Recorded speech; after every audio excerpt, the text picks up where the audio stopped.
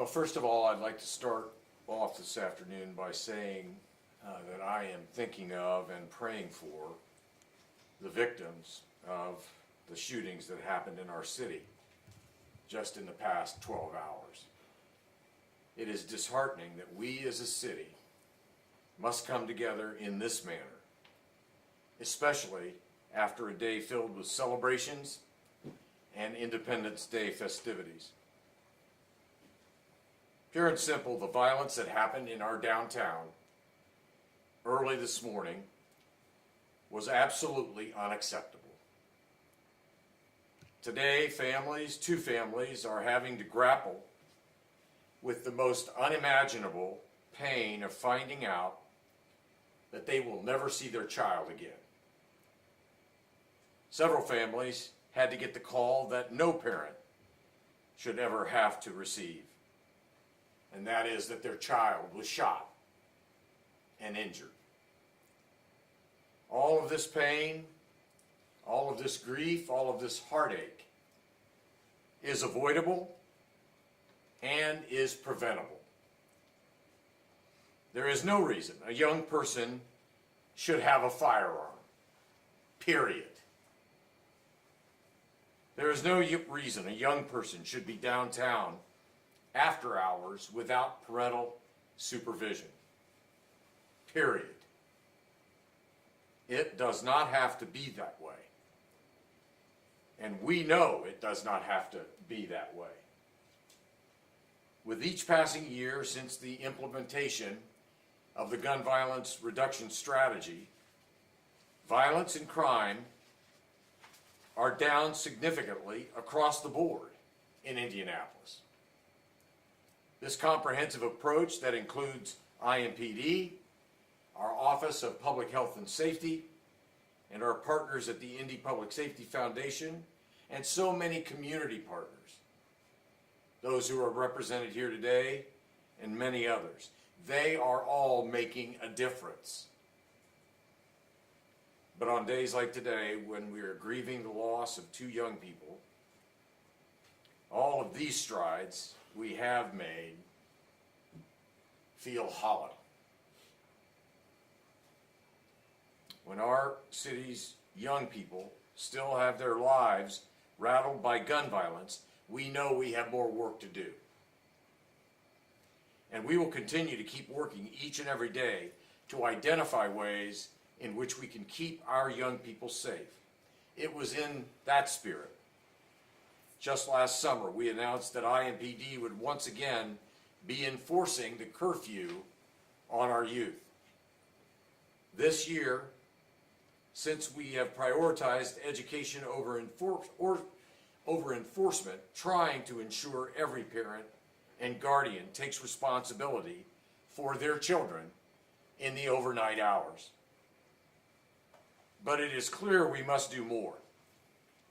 So over the coming days, my office, along with IMPD, OPHS, and our community partners, will be taking steps to begin active enforcement of that curfew for our young people in our city's downtown. Before I pass things over to Chief Bailey, I want to offer my full-throated support as the Chief Executive for our city for curfew enforcement, and I want to thank the men and the women of IMPD to know that I stand behind them as they work every day and every night to protect and serve our community. Chief, let me know how I can best support your officers. I'll do whatever I can to make sure we have all the tools necessary to hold people accountable and to keep our city and its downtown safe, especially in situations like the one your officers dealt with this morning.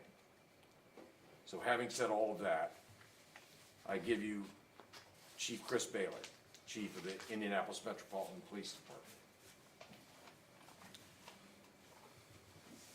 Well, let me start off by saying what occurred this morning is not who we are. We're so much better than that. The level of violence is not reflective of the city that we love and the communities that we proudly serve. My heart hurts for those we've lost and for the families that remain to pick up the pieces. Their pain must be unimaginable. I'm going to give you a little bit of an update on the case last night, and then I'll have more remarks after that. At about 1:27 a.m., officers who were already working downtown dealing with a disturbance heard shots fired just about a half a block from where they were at. They ran toward that direction. When they got to the area of Washington and Illinois, they found 6 victims suffering from gunshot wounds. One 16-year-old male was declared dead on the scene, and the other 6 were transported to area hospitals. One of those victims, a 15-year-old male, was declared dead at the hospital. A 7th victim with gunshot wounds walked into Eskenazi Hospital after self-transporting themselves. The statuses of the other victims, I don't have it all at this point, but we'll follow up with the PIO office to get that information. But of those shot, one was 16 years old, one was 17 years old, 2 were 19 years old, and 1 was 21 years old. We should all be shaken by what occurred.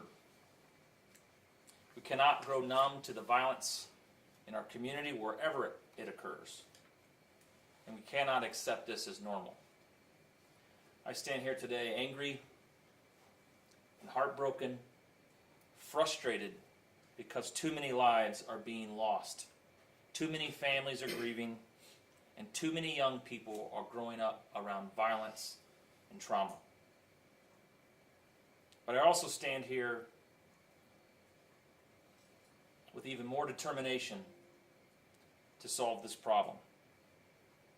I was down there last night. I took runs with our officers all night, and we had hundreds of officers out throughout the weekends who show up to ensure the safety of those enjoying our downtown. And I appreciate their willingness to protect our city, and they are equally as frustrated as all of us are right now. They ran toward danger again. As others were fleeing the gunshots, our officers ran toward them. They are the best of us, and I'm proud of their courage and commitment. But what I saw downtown, what I've seen downtown over the last few weeks is absolutely ridiculous. Lawlessness, disrespect, reckless behavior of people of all ages is not something we should expect. I watched as bottle rockets were shot from the top of parking garages onto community members below, as Roman candles were shot over people's heads as the fireworks were going on Monument Circle.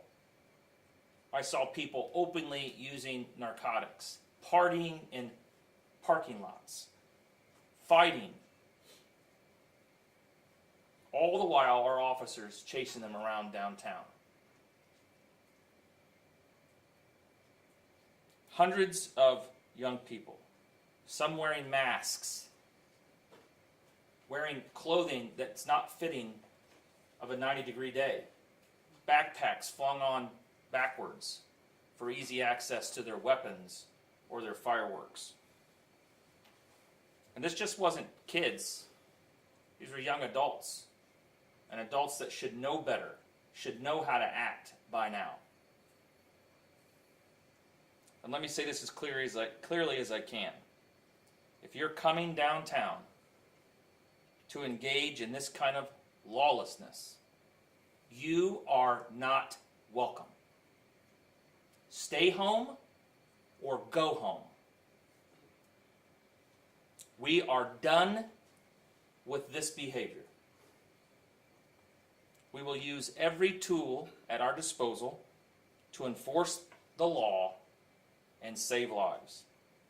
because that's our priority, the preservation of life. People have the right to come downtown. I want them to come downtown. It is the engine of our state. But I want them to leave the same way that they came. Safe and unharmed. I said this early this morning. We can't do this alone, and I'm so thankful that it took no effort whatsoever to make phone calls today, to have these community people with us, standing up here with us, behind us, because they care about our kids, they care about our community. It did not take any effort at all for them to be standing here with us. We cannot do it alone. We're not going to accomplish our goal just by enforcement. And none of us want that.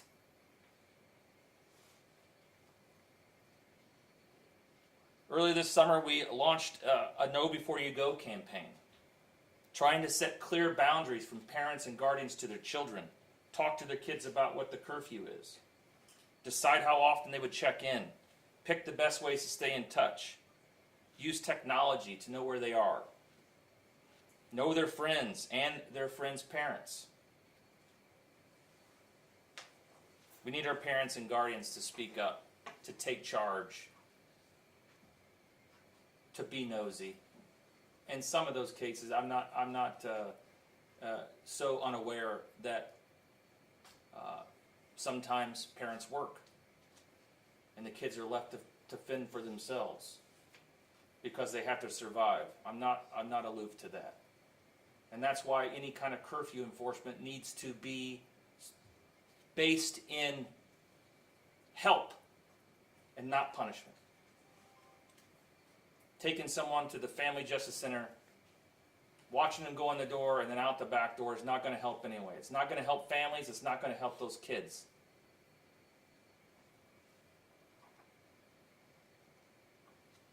So, some changes that we're making today as we move forward. We are adding camera technology to strategic locations throughout downtown that have been identified as areas of concern over the last couple weeks. Our Assistant Chief Wally is working with the divisions to add additional police resources downtown, which will be there for the foreseeable future. I have a commitment from Indiana State Police Superintendent Anthony Scott to add troopers to the downtown area as we move forward throughout the summer.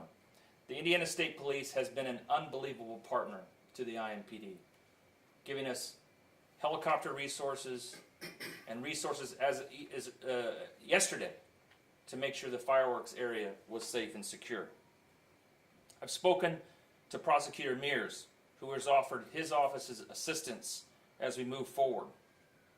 I've directed our officers and detectives in every single probable cause to seek stay-away orders for the Mile Square for anyone charged with crimes of violence, weapons violations, or disorderly behavior, or repeat offenders that we have run into multiple times in the area. We will be working with the council over the next couple weeks to update ordinances related to food vendors and food trucks, which are a constant source of issues, especially after the bars close at 3 a.m. And we are actively engaging with business owners, especially the owners of those surface lots who over the last few weeks have been problem points, sources of violence and shots fired, disorderly behavior, kids jumping from car to car to car to car on people's cars that aren't theirs, with little to no oversight from the people who operate those lots. And as the mayor said, we will be engaging with our community, the OPHS, family court over the next several days to establish a process for increased curfew detentions. And with that, I'll turn it over to one of our community partners who's doing outstanding work in the community, whose work every single day is making a difference, is contributing to the reductions that we see, but we all recognize that there's still more work to do, and he is committed to working along this police department and, more importantly, the community to continue to make that progress. Kareem Hines of New Boy Mentorship, good morning or afternoon. Thank you for being here. Thank you, Chief.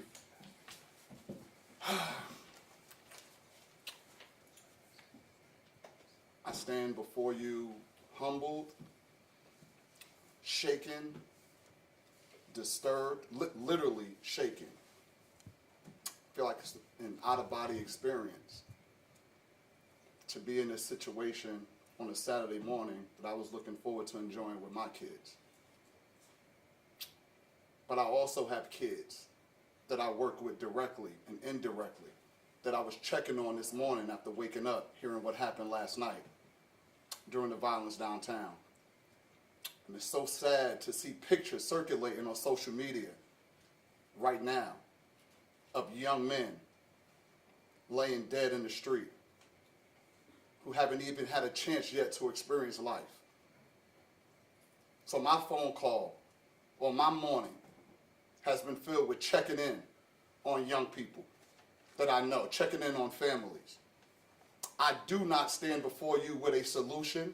I don't have a magic formula for this issue, but I do stand before you encouraged, motivated to go back home and check on more kids, to affirm young people, to hopefully quelch some of the retaliation that we know might be coming for last night's violence. My opinion might be contradictory or in conflict with some other people where they say this is a community problem. No, this is a personal problem. It has to be a personal problem. You have to take this personal. You have to take this personal.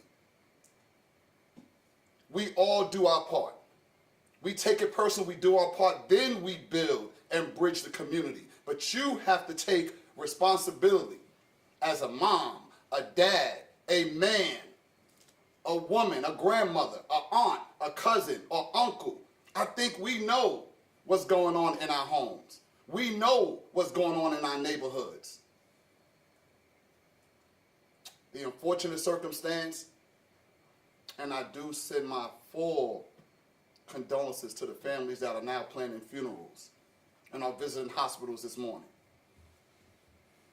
But I know that more people will surround those young men that died at a funeral than surrounded those young men when they were living. That's unfortunate. The work is not going to be solved downtown. We move the needle before the kids come downtown. That's what has to happen. You have to want to go into the communities, the schools that you might feel uncomfortable in. It doesn't start downtown. So the chief, the mayor, the city can put as many checks and balances or barriers and technology as they want downtown. We have to reach the kids before they get downtown. As I'm receiving messages this morning from our young people, they're saying, I'm good, we're good, my people are good. One message that stood out from a young man that was sent to our mentors, he said, I'm straight. That's a small thing to a giant. That's a 15-year-old. That's a direct quote that we received on our mentor thread from a young man.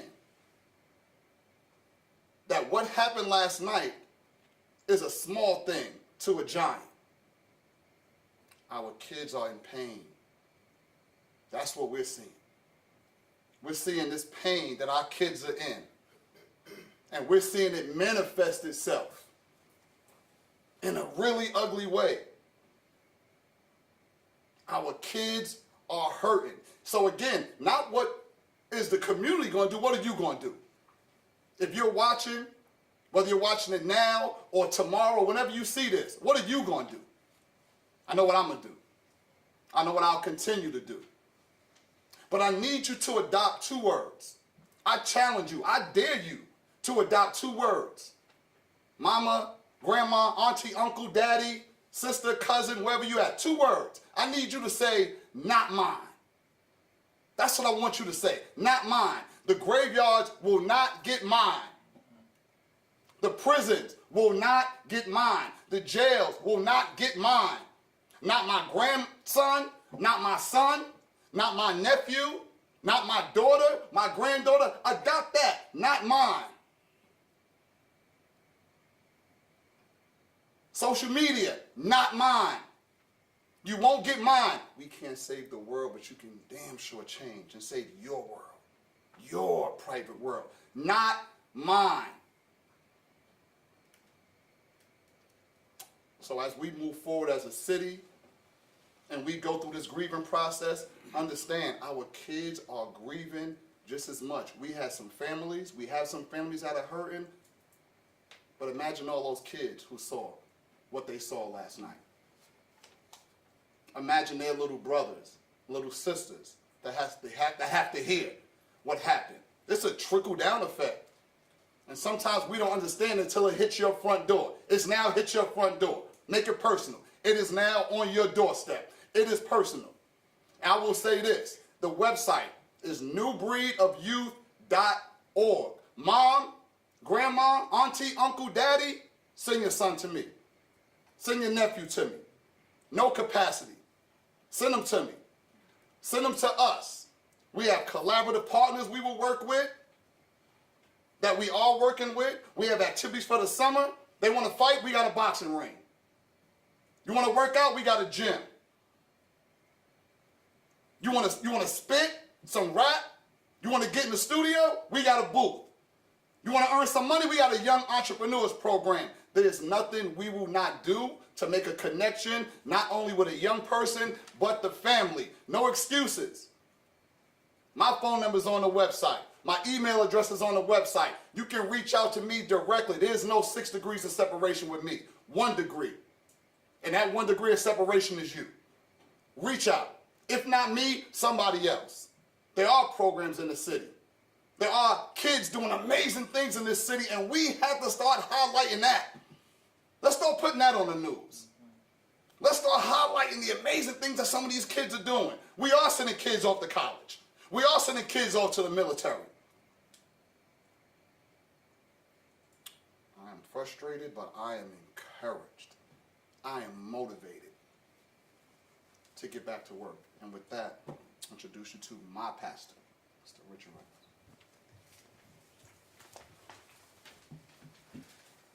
Thank you, Kareem, for those passionate words. I just want to share that, as we know, our community is in crisis. This is a crisis situation, and crisis presents us with opportunities. We have an incredible opportunity. If I just add on some of what Kareem said in a slightly different way, we have an opportunity to step up and make a personal investment.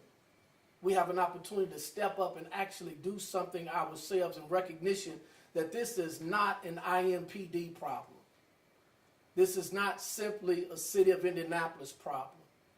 I'll say the same thing Kareem said, but in a different way. It is a community problem, but the community is made up of individuals who do have to make some personal decisions to make a difference. It doesn't matter what zip code you live in. It doesn't matter what your social economic class is. It does not matter what your educational levels are. This is a problem that all of us must face together. We're standing together, united as partners, and our community is in crisis. And I just want to add that, the feeling of sadness and grief that is in the room is palpable. The levels of emotion that Kareem shared, that our mayor shared, that our chief shared are real, and they are felt by everybody in the room, including the media. And so I want you to understand that the care for our community is real. People standing here serving our community are doing so from the bottom of their hearts, out of a desire for our community to be healthy. And we trust that our community will be healthy, but it's going to take healthy people making personal decisions to give back and do something to make a difference. We're in a crisis.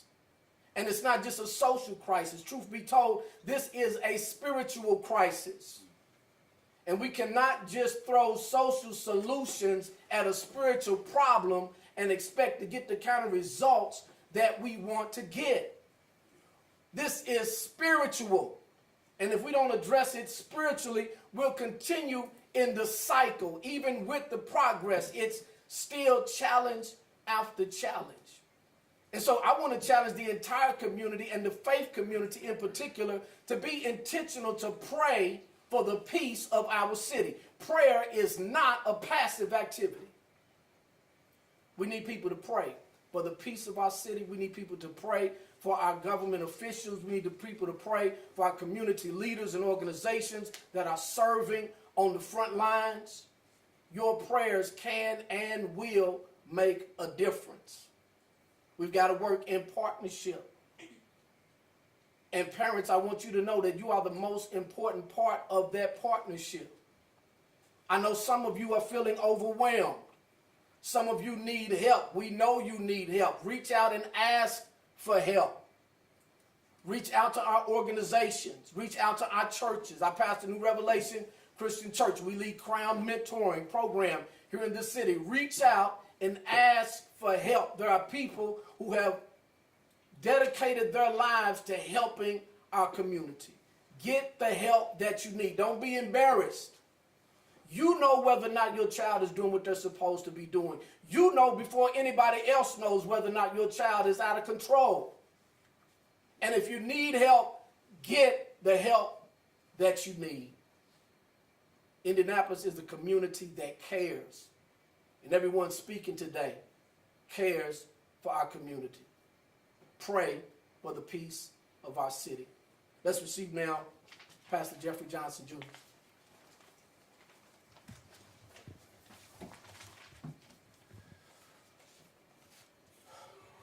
Good afternoon. My heart is broken. I am devastated, but I also echo Kareem in that I'm also encouraged and motivated. First of all, my prayer goes out to the families that were impacted last night in the shooting. My thoughts and prayers go out to you. I pray that the God of all comfort will comfort you in this time of grief. But the reality is incidents like this will continue to happen. When we defund our schools and our social communities, organizations, when we take away books but leave guns, we leave our children idle to their own devices. And it's not a time to point fingers. I echo the leaders that have already spoken. This is going to be a communal effort. It starts at home. And as Pastor Reynolds has just mentioned, there's help out there and resources for us to connect with in order to ensure that we invest on the front end of our children so that we can ignore the press conferences and funerals on the back end. And it's time for us to invest, whether it's financial, whether it's our time, our energy, whether it's our facilities and churches. As Pastor Reynolds mentioned, this is a spiritual investment that we need to consider in terms of our children. We are leaving too many children out on the streets when there are other resources and options that we can plug our children into. And so, as my co-laborers in this work have already mentioned, we're calling out on every parent. We're calling every uncle, auntie, cousin, friend, mentor, pastor, preacher, leader, community, organization. This is a communal effort that we need to invest in our children so that we can ignore situations like this in the long run. And we've already highlighted Kareem's organization and the work that Pastor Reynolds is doing at his church. And there are countless others like Inner Beauty for our young ladies, Ladies Under Construction, Girl Talk Indie. Over at the Eastern Star Church on the east side of Indianapolis, we too have our youth center where we house a summer camp, summer learning labs, even right now. So when we continue to invest in organizations that's already doing the work, we can invest in the future of our front end of our children so that we can ignore the grief and the pain that families are experiencing even right now on the back end. And so I want to continue to encourage the city of Indianapolis, let this be a wake-up call. Let this be a wake-up call for us to wake up, to step up, to continue to do what is necessary so that our children can avoid caskets and graduate from college and walk into careers and make an impact on the community, because we've invested in them now. They'll look back and come back and invest in the future generations. And so again, my prayer and my thoughts go out to the families who are impacted, who are in this moment, this tough moment of grief. But this is a moment for our city to come together, to wake up, and continue to look up for the help and the spirit that we need to make this city a peaceful place that it already is. Thank you. We'll open it up for questions if you have any. Chris, Mr. Mayor, based on what downtown's experienced with last night, the past couple of weeks, do you feel that downtown is still a safe place? And what's going to take to convince the merchants who live down there, the residents who live down there, and all the people who've done this hard work that downtown is still statistically relatively safe? Yeah, Abdul, the truth is the downtown remains the safest neighborhood in our community. Now, it's marred by events like last night. And what we don't focus on is the progress that not only downtown, but the city as a whole has made in our gun violence reduction strategy. Last night, when this is covered in the news, it's normal for people to say, ipso facto, downtown is not safe. And I think all of us are committed to making sure that when people do come downtown, they can come downtown with the assurance that nothing bad is going to happen to them or any of their family. For Chief Bailey, Can I just add on to that little bit of that? I mean, look what we've hosted in downtown Indianapolis over the last 2 years, 1.5 years. Hundreds of thousands, if not maybe even 1 million people have come through and went back the way they came. Downtown represents about 6% of the total crime every single year in our city. We are a big city. This is not a sleepy small town. It's unfortunate when these things happen, and we're all committed to doing our part to help reduce that. In my budget, as the IMPD chief, we spend a lot of money to make sure downtown is protected and that investment is protected. But we're also responsible for 350 square miles across the entire county, and so we care about every single neighborhood. But as the mayor said, I'm coming downtown tonight with my family, and I'll do it again next weekend if I have to. Downtown is a safe place to be, but after midnight, nothing really good happens, and your kids should not be out after midnight. Yes, ma'am. speaking of the timing, just to clarify the curfew, is it still 11 for kids under 15 and then 1, I think, for 15? Yeah, nothing's changed. We'll get you the exact things after we're done here just to make sure, but nothing in the law has changed. Mayor, Chief, can you make that tighter? You just said nothing good happens after midnight. Why do we need to have kids out at 1 o'clock anyway? Do you have the authority to make that tighter? We're operating under the state law. So as we move forward, if there's adjustments that need to be made, we'll work with our attorneys here at OCC and IMPD to see if there's some other adjustment we need to make. If it's a local ordinance, remember, ordinances are those are not arrestable offenses; those are fines, right? So, and then even as a juvenile, when you take someone into custody for curfew, it's not a crime; it is a status violation. There's no penalty associated with it. That's why I said if and when we move into that direction of increased enforcement, it can't be punitive in nature. It has to be something where there's some sort of positive result of it. Because if it's just about punishment or punishing parents who we've talked about some of the challenges that they have, then it's ultimately going to fail. That it can't be what we do. So it's not a crime to be out after a certain time.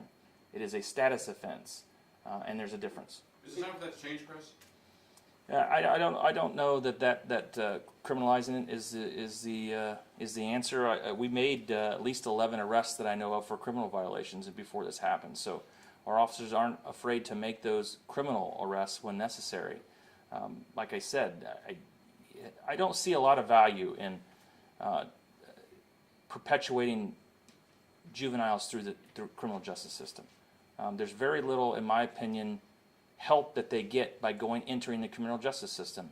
And that's not a dig at the courts or Marion County. It's just the fact of the matter. That's why we are part of a diversion program for low-level offenses of juveniles, so that we can divert someone to the Boys and Girls Club of Indianapolis, so that when they make a mistake as a juvenile, we don't create a future criminal, that we give them opportunities to be better and improve. That's what Kareem's doing. That's what OPHS is doing. That's what the pastors are up here doing. So many others that are doing the work. But now, in my conversations with Prosecutor Mears, we both agree that there are some people under the age of 18 that just have to go to jail, and those individuals will. Weapons violations, crimes against persons, shooting people, shooting guns into the air, those are individuals that we have to deal with, and we have to deal with them pretty harshly. This prosecutor, our detectives, have not shied away from charging juveniles as adults for the crimes that we are allowed to do. Is it something that anybody enjoys? Absolutely not. But some of our kids act like adults, and they're going to have to be treated like adults. Have there been any arrests yet? Hold on one second. Sorry. Did you have a question? Yeah, I did. Do you think it's necessary or possible, for like the young, the minors who have guns or committing crimes to hold their parents accountable for some of their crimes going forward? I failed to mention that in my remarks. That's one of the other conversations that we've had, that I will have with the prosecutors as days go by. I know these are probably not easy cases, but neglect of a dependent is a potential charge. Contributing to delinquency of a minor is a potential of those charges, but they'll probably be very difficult to make. Those are decisions that are made at the prosecutorial level, not at our level.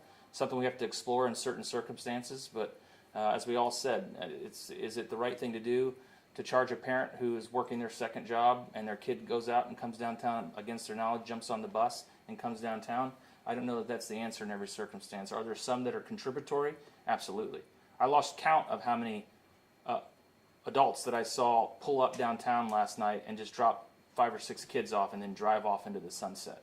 I had to go up to cars on the circle where there were parents sitting in the car and say, do you realize what just happened in the circle? You need to get your kids wherever they are, and this was 11:30ish, get them in this car and take them home. 2 different sets of parents sitting there waiting as their kids wandered around downtown Indianapolis. We can't do that. We just can't do it. You can't be that aloof to what's going on around you. Chief, were there any arrests? And then I got another question. In the particular shooting case, no, that case remains active. There may have been, I didn't get it confirmed before I walked in here, an arrest related to a firearms charge of one of the juveniles that was taken into custody as part of the investigation, but not necessarily as a shooter. So we're still pulling video. There's video from the Conrad, there's video from Circle Center Mall. We pulled public safety camera video, but that's all still being gone through. The detective is at some point is going to have to get some sleep, but they're working through all that. Chief, could you speak a little At bit? some point you said, we heard 20 arrests. Was that just from different things that happened? Or Yeah, that was the information going around, maybe additional outside of downtown, but I think that Drew confirmed at least 11 from last night for charges ranging from weapons possession. There were 2 kids that were arrested for weapons possession. One was 17 years old. He was arrested for dangerous possession of a firearm, resisting obstruction of justice. And there was at least one other kid that I heard that was arrested for firearms, but I don't see them. The rest of them were criminal recklessness, probably for shooting fireworks at people, disorderly conduct, and criminal recklessness, battery.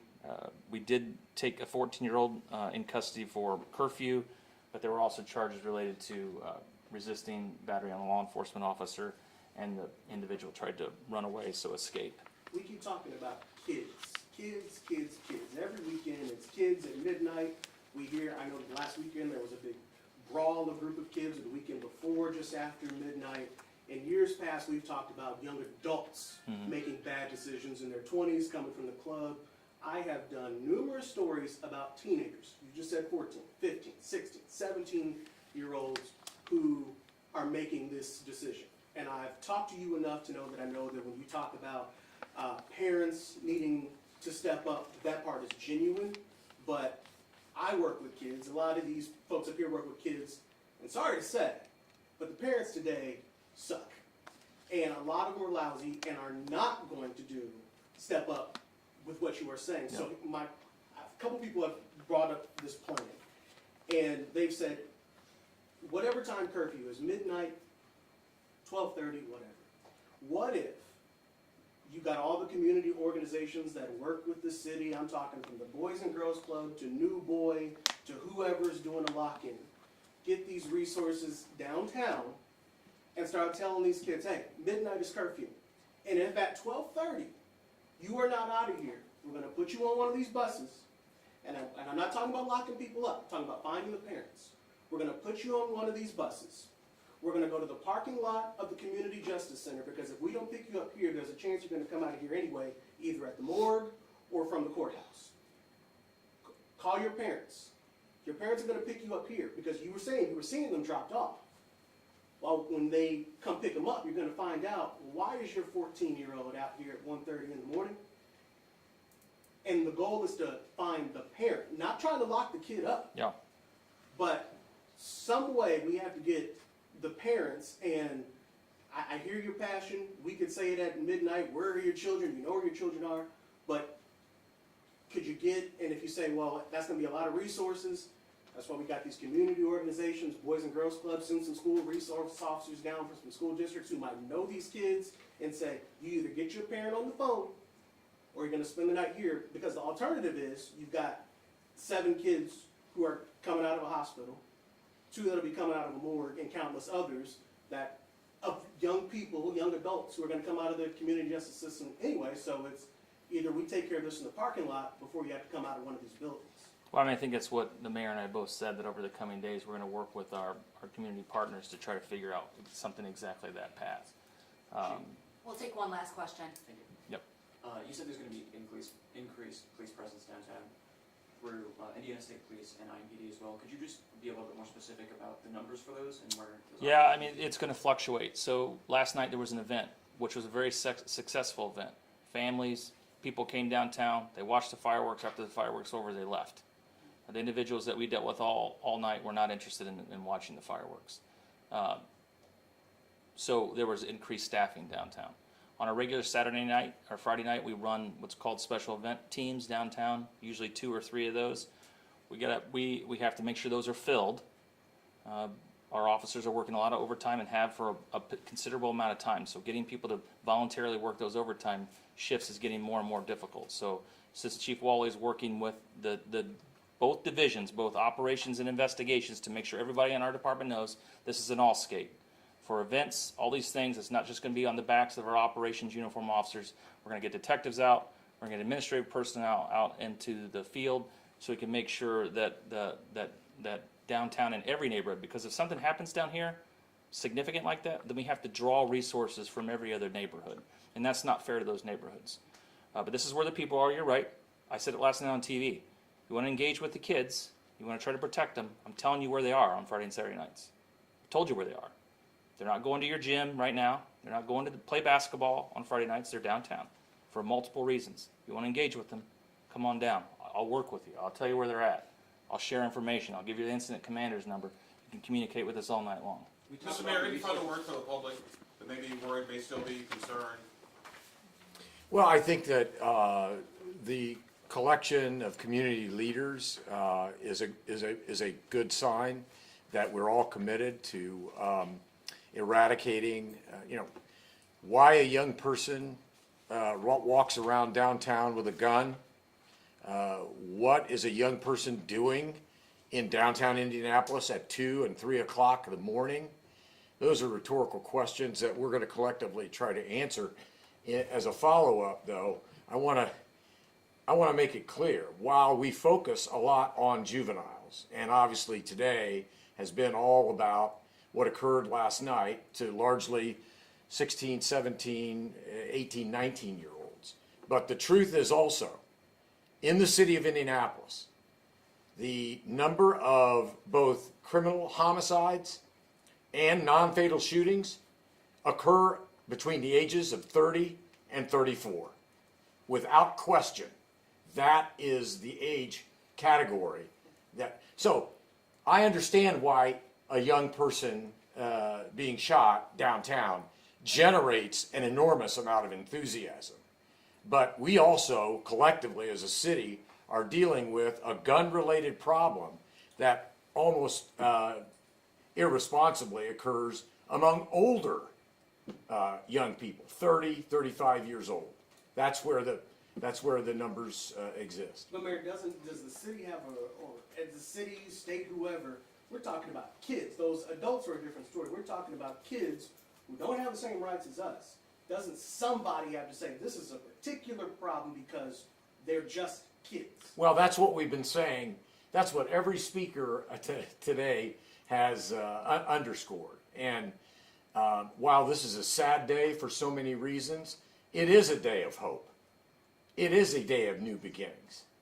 And I think we just have to collectively commit to that. Thank you, everybody.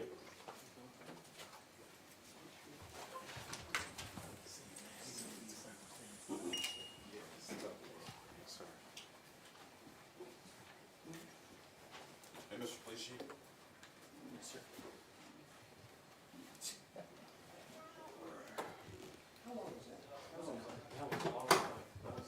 Almost an hour. 30, 35, 40 minutes, maybe? I think it was 45 minutes.